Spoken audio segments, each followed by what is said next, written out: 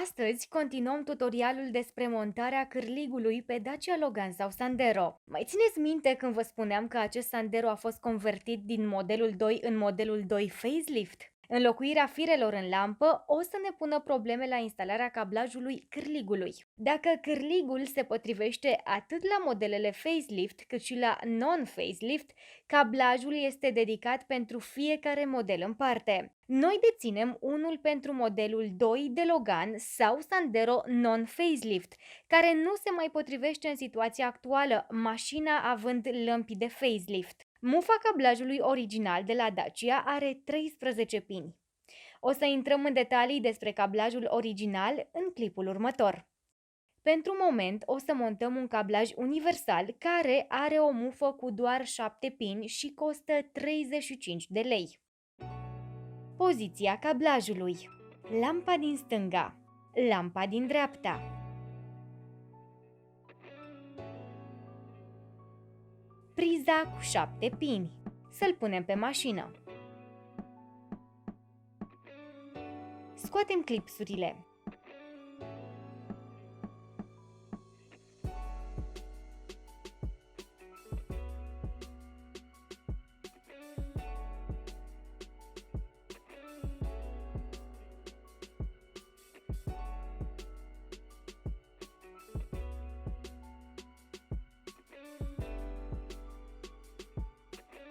Trecem cablajul aferent lămpii din stânga prin orificiul creat.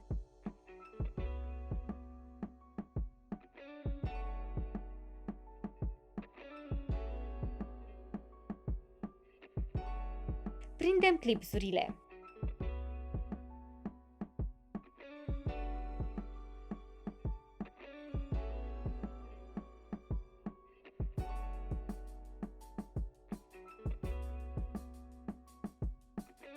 La fel și în partea dreaptă.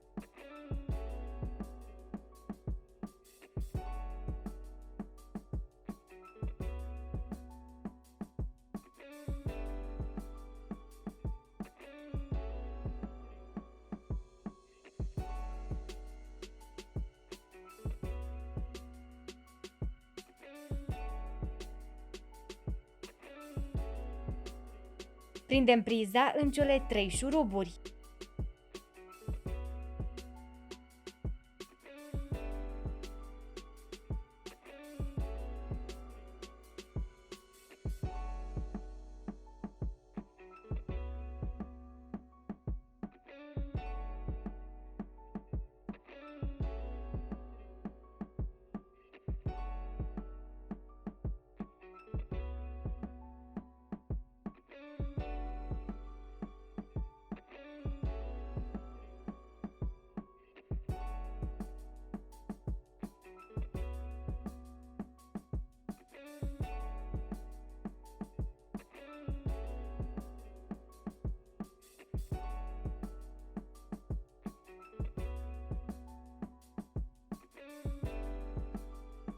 Montăm bara.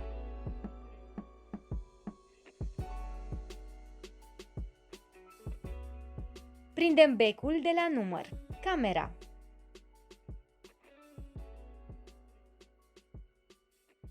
Senzorii de parcare.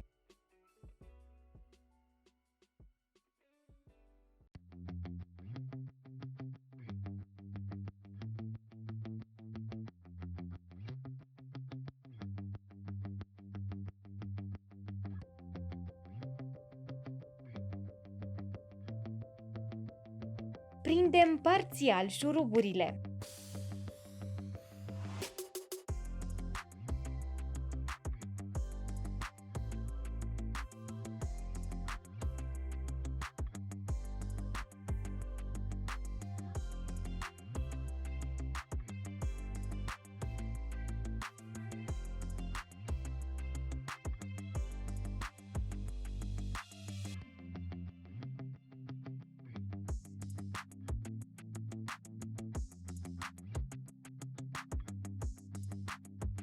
Pentru a continua montajul, trebuie să decupăm bara.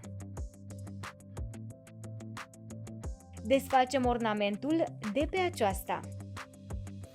T20. Acesta este fixat în șuruburi și clipsuri.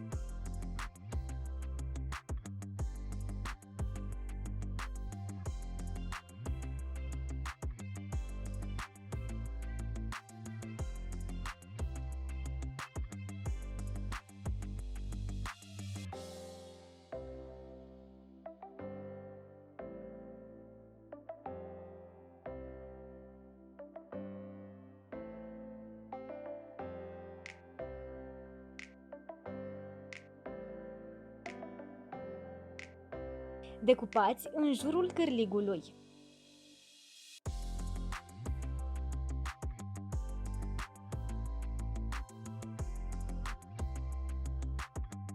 Prindem bara.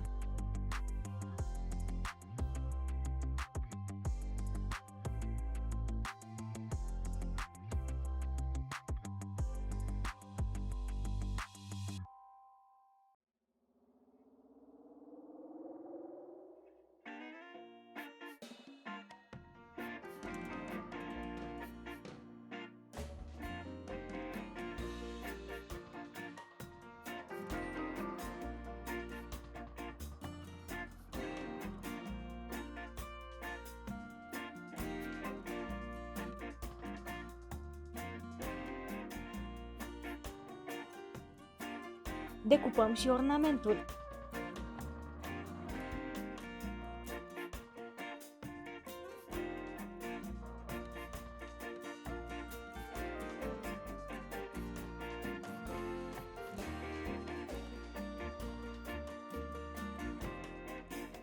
Prindem clipsurile și apoi șuruburile.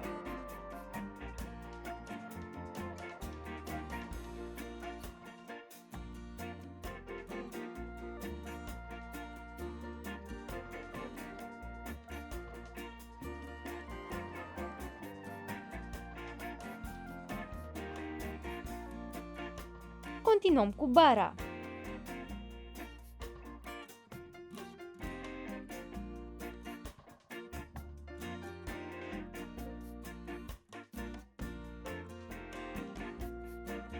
Strângem șuruburile cu T30.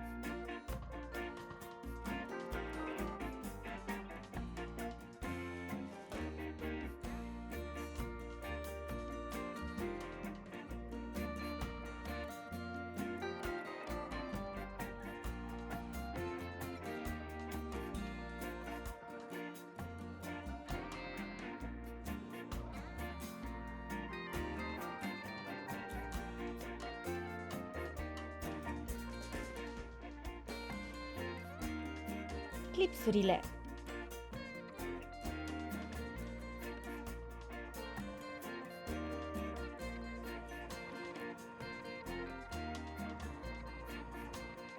Lămpile.